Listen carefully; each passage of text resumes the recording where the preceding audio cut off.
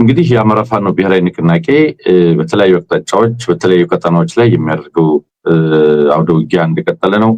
በተለይ ሰሞኑ ደግሞ በሸዋና በወሎ ቀጠና ላይ በጣም ከባድ ትንቅንቅ እንደነበረ ብዙዎቻችሁ የምታስታውሱት ነው። እንግዲህ ከዚህ ጋር በተያያዘ በተለይ የደቡብ ቀጠና ላይ የአጼ ዘርዓ ያዕቆብ አንደኛ ኮር 7 ክፍለ ጦር በኤፍራታ ግድም ወረዳ አንድ አውደ ውጊያ አድርጎ ድል መቀናጀቱን የሚያሳይ መረጃ ደርሶናል። በተለይ በአፋብን ስር የሚንቀሳቀሰው የደቡብ አማራ ቀጠና የአጼ ዘርዓ ያዕቆብ ኮር 7 ክፍለ ጦር አናብስቶች በኤፍራታ ግድም ወረዳ ፈርዶሃ ቀበሌ ላይ ነው ውጊያ ያደረጉት። በዚህም በወሰዱት ወታደራዊ እርምጃ ድል አድርገናል ሲሉ የላኩልን መረጃ ያመለክታል። ከአንድ ወር በፊት በግፍ የተሰዋውን የክፍለ ጦሩን ቃኝ መሪ አርበኛ ሸጋው ግርማን በማስታወስ የክፍለ ጦሩ ምስሎች ትናንት ጠዋት 12 ሰዓት ላይ በፈርዶሃ ቀበሌ የጦር ማረፊያ መሽጎ ህዝብን ሲዘርፍና ሲያሰቃይ በነበረ ያገዛዙ ወንበር ጠባቂ ሚሊሻ ኃይል ላይ ነው ድንገተኛ ጥቃት በመሰንዘር ሙትና ቁስለኛ ማድረግ ችለናል ያሉት። ስለዚህ በመሆኑ በዚህ እርምጃ በተለይ ሙትና ቁስለኛ አድርገው የተወሰኑትን ሙትና ቁስለኛ አድርገዋል። ቁጥሩ ያልታወቀም ኃይል መማረኩን የሚያሳይ መረጃን የደረሰን። በዚህ መሰረት ሞገስ ክፈተው፣ ቸርነት አደፍረስ፣ ቻለው ጥላሁን፣ ዳምጠው ጌቱና 3 ሰዎች በስም የማይታወቁ ባንዳ ሚሊሻዎች መገደላቸውን ያመለክታል መረጃው። በዚህ ውጊያ ላይ የነፍስ ወከፍ መሳሪያ ማርከናል ነው ያሉት። ባለ 2 እግር 2 ክላሽንኮቭ ጠመንጃዎች፣ 1 M14 መሳሪያ ከሙሉ ትጥቅ ጋር ማርከናል ነው የሚሉት። በመጨረሻም የአካባቢው ህዝብ ለአንድ ዓመት ያህል በከባድ እንግልትና በዝርፊያ ሲሰቃይ የነበረው የፈርዶሃ ቀበሌ ህዝብ በታላቅ ክብር ፋኖን እንኳን መጣችሁልን ብሎ አብርቶና ጠጥቶ አጋርነቱን አሳይቷል ብለውናል። የወገኖቻችን ደም በከንቱ እንደፈሰሰ አይቀርም በሚል ቃል በገቡት መሰረት የጥፋት ኃይሎችን የማጥራት ስራችንን አጠናክረን እንቀጥላለን ብለዋል። ሌላው እንግዲህ አገዛዙ ኃይል በተለመደ ተግባሩ ንጹሃንን ማገት እና ዝርፊያ መፈጸሙን የተመለከተ መረጃ ከምዕራብ ቀጠና ደርሶናል። የካቲት 1 ወንበርማ ወረዳ ሽንዲ ከተማ የመሸገ ያገዛዙ ኃይል ወደ ማርቆማ ቀበሌ በመንቀሳቀስ አቶ ቢያድግ ጥላሁንና አቶ ፈቃዱ ባንቴ ተገኘ የተባሉ መኖሪያ ቤታቸው አግቶ መውሰዱን ያሳያል መረጃው።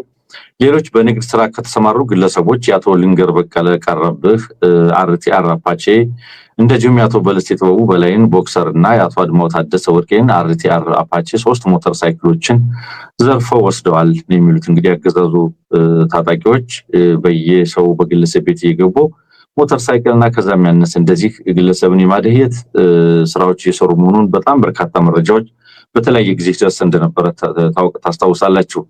ስለሆነም ይህ ቡድን በተለይ ቀደም ሲል ጥር 28 ገደማ ማለት ነው ከቡራ ፈር ቀበሌ 40 ገልጎጥ የአንገት ብር እንጠልጠል ቆርጦ እስከ መውሰድ መድረሱን ይሄ መረጃ አስታውሳል። ሶላር ባትሪዎችም በዚህ ደረጃ ከህብረተሰቡ እየሰረቀ መውሰዱን እንግዲህ መረጃዎቹ ያሳያሉ። ይሄ እንግዲህ በመሰረታዊነት ህብረተሰቡን ከማደህየት ከማጎሳቆል ከማማረር ጋር የተያዘ እንደሆነ መረዳት እንችላለን ማለት ነው ተመልካቾች። በሌላ በኩል የደጋው መብረቅ ኮር ቀኛዝማች ተበጀ ወርቁ ክፍለ ጦር ለሶስተኛ ዙር በርካታ እግረኛ ፋኖች በደማቅ ማስመረቁን የተመለከተ መረጃ ነው። በአፋብን ምስራቅ አማራ ቀጠና ምኒልክ ዕዝ የደጋው መብረቅ ኮር ቀኛዝማች ተበጀ ወርቁ ክፍለ ጦር ለበርካታ ወራቶች ሲያሰለጥናቸው የነበሩትን ፋኖች ነው ትናንትና የካቲት 1 2018 ዓ.ም የኮሩ አመራሮች በተገኙበት መድረክ ላይ ያስመረቀው። ቀኛዝማች ተበጀ ወርቁ ክፍለ ጦር በርካታ እግረኛ ፋኖችን ለሶስተኛ ዙር ሲያስመርቅ በዚህ ምርቃት ላይ የደጋው መብረቅ የፖለቲካ ዘርፍ ኃላፊ አርበኛ ብርሃን አረጋ መልእክት አስተላልፏል። የአማራ ህዝብ የብረት አጥር ናችሁ። የአማራን ህዝብ ጠላት የሚያጠቃው በእናንተ አስከሬን ላይ ተረማምዶ ነው። ስለዚህ እናንተ የአማራ ህዝብ መታፈሪያና መከበሪያ የብረት አጥራችሁ በማለት ለተመራቂዎቹ መልእክት አስተላልፏል ነው የሚለን የደረሰን መረጃ። የኮሩ ህዝብ ግንኙነት መምሪያ ኃላፊም አርበኛ መኩሪያ አጋዡ እናንተ አማራ ናችሁ፣ በአማራዊ የሞራል ልናቆማችሁ የተገኛችሁ በማለት ለተመራቂዎቹ ወኔ ቀስቃሽ ንግግር አድርጎላቸዋል። የክፍለ ጦሩ ዋና አዛዥ አርበኛ በለጠ መኩሪያውም እንደዚሁ ለተመራቂ ፋኖች የአማራን ህዝብ ነፃ የማውጣት ኃላፊነት የዚህ ተመራቂ ጭምር ነው ሲሉ አሳስቧቸዋል። በዚህ የምረቃ ስነ ስርዓት ላይ አሰልጣኞች ምስጋናና የፈጸሙት ላለው ህያው ገድል ሽልማትም ተበርክቷል ነው የሚለው። ይህ የአሰልጣኞች ማነሳሻ የምስጋና እውቅና ለቀጣይ ተልዕኮ መሰላል ይሆን ዘንድ ታስቦበትም የተደረገ ስለመሆኑ ነው መረጃው የሚያሳየው። እየተዋጋን እንሰለጥናለን፣ እየሰለጠን እንዋጋለን ሲል የአማራ ፋኖ ብሔራዊ ንቅናቄ ምኒልክ ዕዝ ያደረሰን መረጃ ያመለክታል። ሰሞኑን አንድ ያላደረስናችሁ መረጃ ነበረ።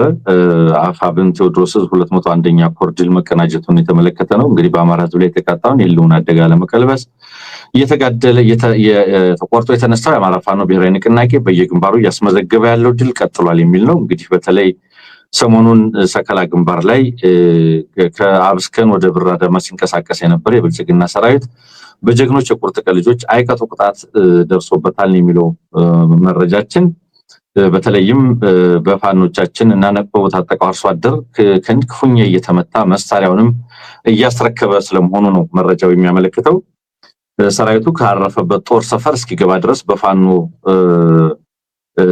ብርቱክን ሲገረፍና ሲናዘዝ ውሏል ይላል የተላከልን ጽሁፍ። በአርሶ አደሩና አዳኞቹ መሳሪያ መማረክ የቻሉ ሲሆን አርሶ አደሩና አዳኞቹ መሳሪያን መማረክ የቻሉ ሲሆን አረመኔው ሰራዊት ደግሞ የደረሰበት ሽንፈት ህዝብን ጨፍጭፍ አናስጨፈጭፍም በሚሉት መካከል በተነሳ ተኩስ እርስ በርስ ማለት ነው ሙትና ቁስለኛ መሆናቸውን የተመለከተ መረጃ ደርሶናል። ሌላው ከዚያው ቀጠና 102ኛ ኮር በርካታ ያገዛዙን ኃይል በደፈጣ ጥቃት መደምሰሱን የሚመለከት መረጃ ደርሶናል። በተለይም ከፍኖተ ሰላም ወደ ጅጋ ሆንዳሽ እንቅስቃሴ ላይ የነበረ የጠላት ኃይል ላይ በአማራ ፋኖ ብሔራዊ ንቅናቄ አፋብን ቴዎድሮስ 109ኛ ኮር 77ኛ ክፍለ ጦር ቃኝና መሐንዲስ እንዲሁም አንደኛ ሻለቃ ከንጋቱ 12 ሰዓት ላይ በወሰዱት የደፈጣ መብረቃዊ ጥቃት በርካታ ጠላት ኃይልን ተደምስሷል ነው ያሉት። አሃዙን ቁጥሩን ቁስለኛና በሙት ለይተው አላኩልንም። በእርግጥ አጠቃላይ ቁጥሩ የተቀመጣል። ዘራፊውና ጨፍጫፊ አብይ አህመድ ወራሪ ኃይል መነሻውን ከፍኖተ ሰላም ወደ ሆንዳሽ በሚያደርግበት እንቅስቃሴ በሚያደርግበት ወቅት በጦር ጠበብቶቹ የ109ኛ ኮር 77ኛ ክፍለ ጦር አካላት በወሰዱት የሁለቱ ሻለቃዎች የደፈጣ ጥቃት ነው 9 ገድለናል፣ ከ15 በላይ ከባድና ቁስለኛ አድርገናል ነው ያሉት። መረጃውን የላኩልን ማለት ነው። ሌላኛው ሰሞኑን እንግዲህ ያልዘገብንላችሁ አንድ መረጃ ከፈረስ ቤት ላይ የነበረ አውደ ውጊያ ነው። በተለይ ያገዛዙ ኃይል ወደ ከፈረስ ቤት ወደ ዳማ ቀጠና መንቀሳቀስ ላይ በነበረበት ወቅት ነው በሻለቃ 3 በተወሰደበት መብረቃዊ ጥቃት ሻለቃ 3 ማለት የ109ኛ ኮር 99ኛ ክፍለ ጦር ሻለቃ 3 ማለት ነው ጀብድ ፈጽማለችን ወደ ዳማ ማርቆስ የመጣውን ያገዛዙን ሰራዊት ሰሞኑን ከበባ ውስጥ በማስገባት አስጨንቀውታል። አስከሬኑን ሳያነሳ ወደ መጣበት እንዲሸሽም አድርገውታል የሚለው ይህ በእንዲህ እንዳለ የአፋብን ቴዎድሮስ 109ኛ ኮር 99ኛ ክፍለ ጦር የሻለቃ 4 አፋብን ቴዎድሮስ 99ኛ ክፍለ ጦር ሻለቃ 3 ሁለቱ ሻለቆች ማለት ነው ሻለቃ 3 እና ሻለቃ 4 በመናበብ ወደ ደጋዳሞት ፈረስ ቤት ከተማ በመግባት በጠላት ላይ በወሰዱት ጥቃት በርካታ ኃይሉን ሙትና ቁስለኛ ማድረግ ችለናል ሲሉ የላኩልንን መረጃ ያመለክታል። እናት ፓርቲ ዛሬ ያወጣው መግለጫ አለ። የገዳማውያን ሞት የመንግስት አልባነት ማሳያ ተደርጎ የሚወሰድ ምልክት ነው ሲል ነው የገለጸው። ፓርቲው በወቅታዊ ጉዳይ ላይ ባወጣው መግለጫ እንደገለጸው በምዕራብ ሐረርጌ ዞን አሰቦት ቅድስት ሥላሴ ገዳም አባት የሆኑት ባህታዊ አባ ወልደ ሚካኤል ዘግተው በሚጸልዩበት በቤታቸው ሳሉ በጥይት ተደብድበው ተገድለዋል። ጥር 27 ቀን 2018 ዓ.ም የጥይት ድምጽ ሰምተናል። ምናልባት ያን ቀን ሳይገደሉ እንዳልቀሩ እንገምታለን የሚሉ ምንጮችን የጠቀሰው መግለጫው ጥርጣሬው ያየለ ሲመጣ በአባቶች ፍለጋ አስከሬናቸው ጥር 30 ተገኝቷል መባሉን ጠቅሷል። በአራዊት የመበላት ምልክት አለባቸው መባሉን ነው የጠቀሰው። እንግዲህ እኒህ ባህታዊ አባ ወልደ ሚካኤል የሚባሉ አባት ናቸው ይሄ ጥቃት የደረሰባቸው። ከዚህ ቀደም በገዳማውያኑ ላይ ከደረሱ ጥቃቶችና ዛቻዎች አንጻር የድርጊቱ ፈጻሚ ለእርግጠኝነት በቀረበ አኳኋን በአካባቢ የሚንቀሳቀሰው ኦነግ ሸኔ የሚባለው የክልሉ መንግስት የሚደገፈው ታጣቂ ቡድን እንደሆነ ነው ይሄ መግለጫ የሚጠቁመው።